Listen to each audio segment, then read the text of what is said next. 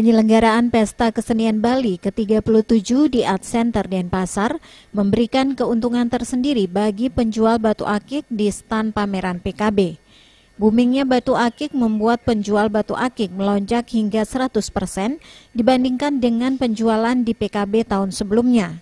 Salah seorang penjual batu akik Iketut Dharma Kresna Wijaya mengatakan, pada Pesta Kesenian Bali ke-37, dalam satu hari pihaknya dapat menjual 15 hingga 20 batu akik dan permata dari berbagai jenis dan model dengan harga 50.000 hingga ratusan juta rupiah.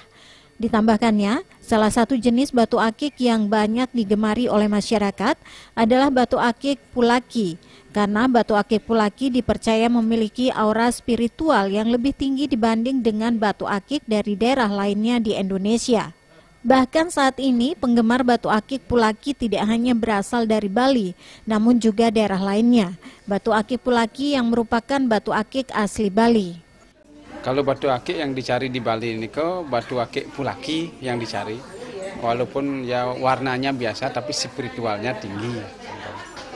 Cuman di samping batu akik ini kok dikit yang untuk di stand ini jualnya permata sesuai dengan kelahiran. Fungsinya dadas untuk perlindungan, dadas untuk rezeki gitu.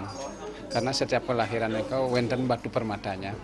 Niko yang bisa menutup kekurangan lahir menurut sastra nih. Batu akik yang dari Bali niko kelebihannya aura spiritualnya lebih tinggi dia dari batu akik biasa. Yang kalau batu akik seluruh Indonesia ada koleksinya. Cuman auranya niko batu akik Pulaki lebih bagus deh. Sekarang di Jakarta pun mulai ngetren. Yang pamer-pameran keliling pasti nanya orang kan nanya batu akik Bali yang asli Bali mana gitu. Makanya di samping niko artinya semeton Bali meduilah pekaryan yang di daerah Pulaki boleh asalkan jangan merusak alam ini aja pesannya. Selain menjual batu akik dan permata di stan batu akik ini, juga menjual berbagai jenis permata sesuai kelahiran yang fungsinya sebagai pelindung dan mendatangkan rezeki. Warna permata bila dipadukan dengan kelahiran memiliki fungsi untuk menutup kekurangan dari kelahiran. Diana Putra dan Indrawan, Bali TV.